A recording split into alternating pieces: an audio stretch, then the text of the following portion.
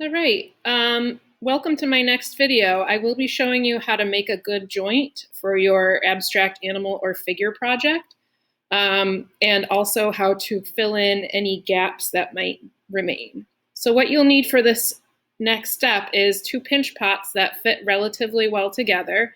They should have a decently thick edge, so about the thickness of your pinky. Could be a tiny bit thicker, tiny bit thinner, but not too much, okay? I set these on my radiator in my classroom, which is a big fan, and they firmed up that way. You could also just leave these out during the day for an hour or two. You could also hit them with a hairdryer to get them to firm up. If they're really squishy and not keeping their shape, they are too wet. So they need to be firm enough that they're gonna hold their shape. You don't want them to get also too firm where you can't put them together. So they should also be relatively similar in moisture level. So these are both firming up a little bit, but pretty much the same at the same rate, okay? So I'm making sure that it fits. I'm finding the best place for them to go together. And I'm also checking my sketch, okay? So figuring out which part of this I'm gonna add the head to, okay? So I'll probably add the head about here. All right, so there's my pinch pot. So now I'm gonna go through and attach them. I have my slip right here, right? You might wanna give that a good stir. It's been a while since you've used it for most of you with your fork. Okay, hopefully it's broken down a little bit more. Mine's still a little bit chunky. I have my blending tool. I have my bamboo skewer. You could also use your toothpick, and I have a toothbrush. I also have some extra clay, which I'm gonna need in a minute. So now I'm gonna go through and rough this up with my bamboo skewer. This is called scoring, just a reminder.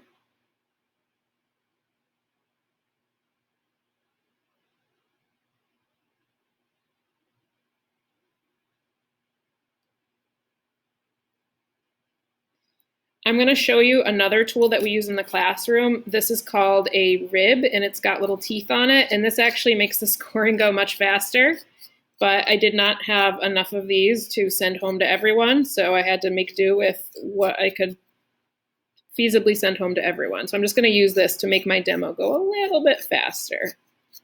But you should really rough up going multiple directions because this is the main part of your sculpture, right? Now I'm going to take my toothbrush, you could also use your finger, and take some of this nice thick slip and put it on each side to be attached.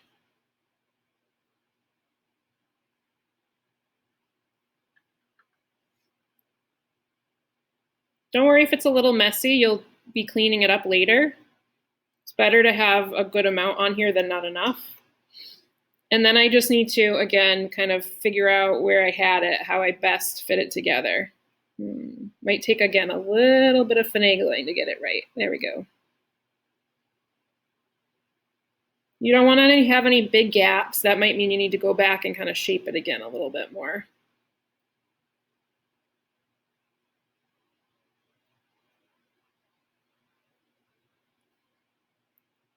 Okay, so it's pretty messy right now. I'm going to actually take my trash bag and kind of set it aside and rest it on here. I don't want it to get too flattened out by the table.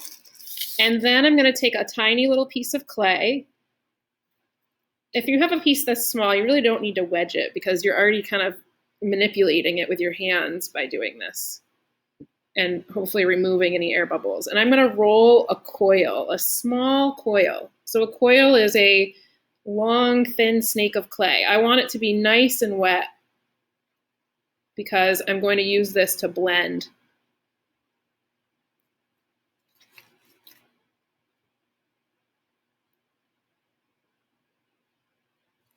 The next thing I'm going to do is kind of flatten this with my finger. Okay. Then I'm going to grab my piece again, and I'm going to go through and rough up with my bamboo skewer, or in my case, I might use my rib on the rest of this to make it go faster. And for those of you that are coming back to school, into the school, you will get to access some of our tools, and we'll find a safe way to keep them, sanitized and whatnot. So really rough this up. Go multiple directions. And that's going to help this coil to attach properly. And then I'm going to set it on the bag again and go through and mark up my coil too. The better you make your attachments, the more likely they are to stay for the long term.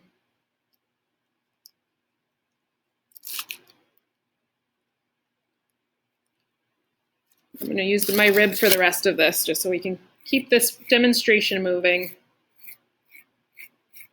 This is a much faster way to work, but you got to use what you have. All right, then I'm going to put more slip on the outside of this, which is initially going to look quite messy, but we will be cleaning it up later. I'm also going to put some slip here on my attachment, and then I'm going to put this band around my entire piece. This is why you want your piece to be firm when you make the attachments. If you go to add this clay right here and your piece is really wet, you're going to get like a big caving area in the middle. It's not going to look good. And then as I'm doing this, I'm kind of using my finger to sort of like meld it down. Then I can go through with my finger and just kind of pull that clay down and try to blend it a little bit. I'm pulling it both ways.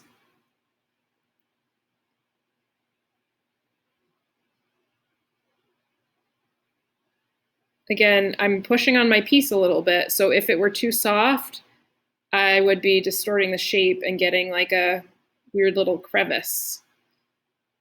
It's almost too soft, but I think it's going to be able to handle it. The other thing that you can use if you're finding that your finger is just not really doing the job, you can use the blue, some of you have a blue one, some of you might have a different color blending tool, and you're just very gently pushing down on both sides of that attachment.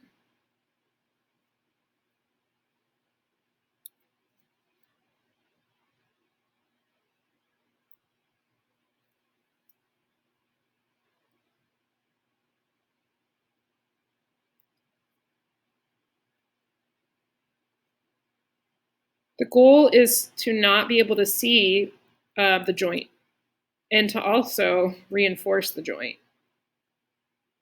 and to make your piece strong. Once you have made this joint here, you can't really change the shape too much, because if you start trying to manipulate it, you'll get a crack forming right where the joint was. So make sure you're happy with the shape before you kind of take this next step.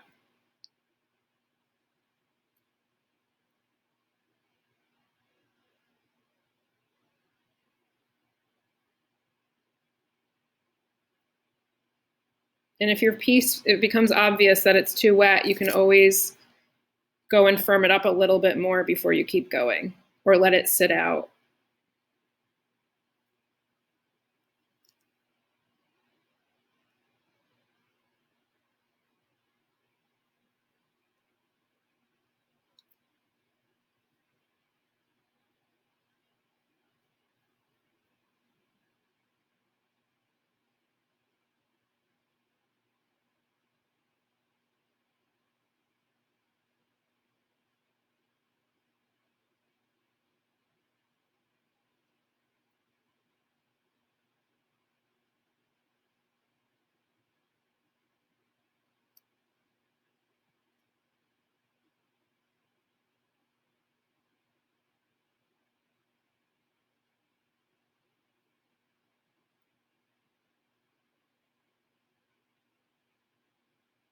All right, so there you have it. It's fairly smoothed in, and now I can just go through and do a little bit more smoothing with my fingers.